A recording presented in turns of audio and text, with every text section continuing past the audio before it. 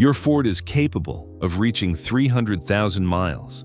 Owners have pushed their F-150s and Super Duties well past that milestone with original engines and transmissions still running strong. But most Fords never get there. The difference between a truck that dies at 150,000 miles and one that runs past 300,000 comes down to the mistakes owners make without realizing the damage they are causing.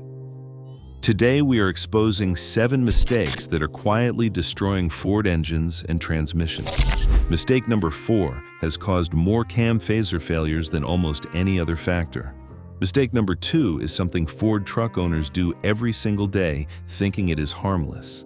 And mistake number 1 is responsible for more catastrophic engine failures than Ford will ever admit publicly.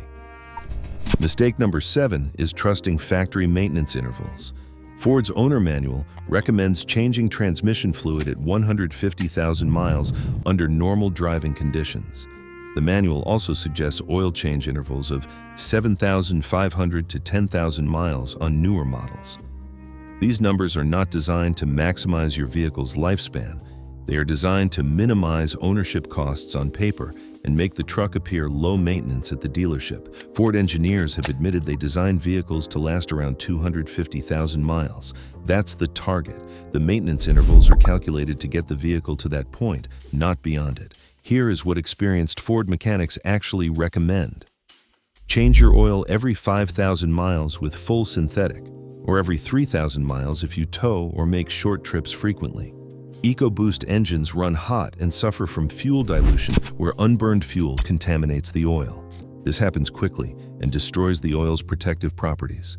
For transmission fluid, ignore the 150,000-mile recommendation entirely.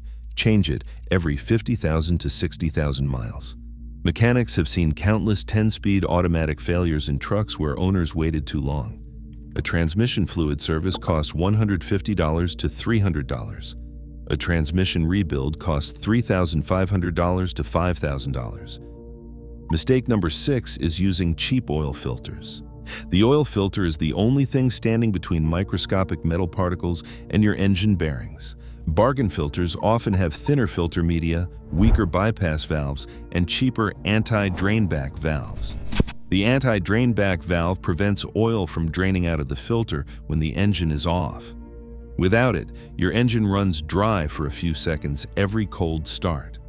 Those seconds of metal-on-metal contact add up over hundreds of thousands of starts. Motorcraft filters cost maybe $8 to $12. That is the cost of a fast food meal to protect a $6,000 engine. Quality alternatives like Wix or Purolator Pure One are also acceptable, but avoid the cheapest options on the shelf. Cut one open and compare it to a Motorcraft. You will see immediately why the cheap ones fail. Mistake number 5 is skipping the turbo cooldown period. This applies specifically to EcoBoost owners. The 2.7, 3.5, and 2.3 EcoBoost engines use turbochargers that spin at more than 100,000 RPM under boost. These turbos are lubricated and cooled by engine oil. If you pull into your driveway after highway driving and immediately shut off the engine, the oil stops flowing, but the turbo is still extremely hot. When oil stops flowing, it can bake onto the turbo bearings and form hard carbon deposits. This is called oil coking, and it destroys turbochargers. Turbo replacement on an EcoBoost F-150 can cost $1,500 to $3,000. The fix is simple. After highway driving or towing, let your truck idle for 60 to 90 seconds before shutting it off. That small change can double the lifespan of your turbochargers. Mistake number 4 is ignoring cold start protection. Cam phasers. In Ford engines rely completely on proper oil pressure to function. When you start a cold engine, oil pressure takes a few seconds to build. During those seconds, the cam phasers are starved of lubrication and develop wear that eventually leads to the dreaded cold start. Rattle. Owners accelerate this damage by immediately revving the engine or putting the truck in gear before oil pressure stabilizes. They compound it by using oil that is too thick for cold weather or by running extended oil change intervals. When you start your truck, let it idle for 30 or 60 seconds before driving. Not 5 minutes like the old days, but long enough for oil pressure to reach all critical components. Then drive gently until the engine reaches operating temperature. Cam phaser replacement often runs $2,000 to $5,500. A few seconds of patience every morning is worth it. Mistake number 3 is excessive idling. When an engine idles, it operates at low temperature and minimal load. Fuel does not burn completely, and combustion byproducts accumulate in the oil and on internal engine surfaces. For direct injection, EcoBoost engines, this is particularly damaging. Incomplete combustion creates oil vapor that coats the intake valves with carbon deposits. First generation 3.5 EcoBoost engines have no fuel washing over the intake valves to keep them clean. Owners who idle extensively have seen intake valves with carbon buildup so severe that airflow was restricted by 40% or more. Extended idling also causes fuel dilution in the oil. At idle temperatures, piston rings do not seal properly. Unburned fuel mixes with the crankcase oil and destroys its protective properties.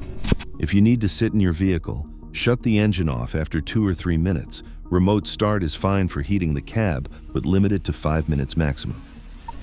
Mistake number 2 is taking only short trips. Short trips where the engine never reaches full operating temperature create the worst possible conditions for engine longevity. When an engine runs cold, moisture accumulates inside. Combustion produces water vapor, and when the engine does not get hot enough to burn it off, that moisture contaminates the oil and promotes corrosion. Oil dilution from unburned fuel is much worse during short trips because the engine never gets hot enough to evaporate the fuel out of the oil. Carbon buildup accelerates dramatically in trucks used primarily for short trips. The engine never runs hot enough to burn off deposits.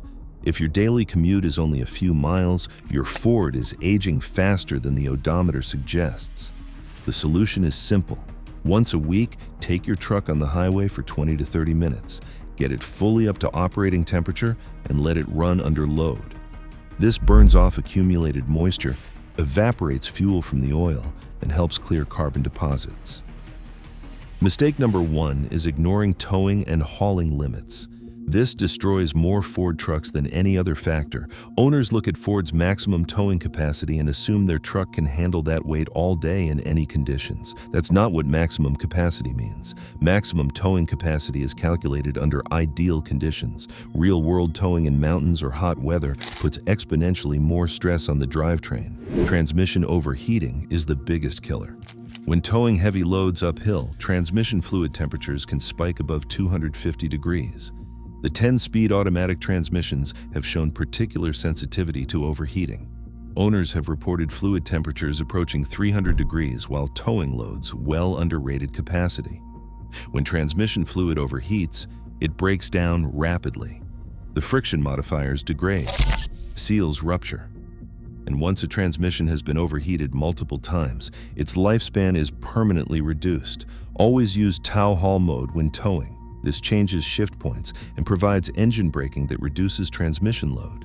If you tow regularly in mountains or hot climates, consider adding an auxiliary transmission cooler. A quality cooler costs $150 to $300 and can drop fluid temperatures by 30 to 50 degrees. That's cheap insurance against a $4,000 transmission replacement. If you have been making any of these mistakes, it is not too late to change. The 5.0 Coyote 5.8 has proven capable of 300,000 miles with proper maintenance. EcoBoost engines have reached 500,000 miles in documented cases. The difference between a truck that dies early and one that runs for decades is the owner. Take action today. Change your fluids if you've been following factory intervals. Start letting your truck warm up and cool down properly. Take it on the highway weekly if you have been making only short trips.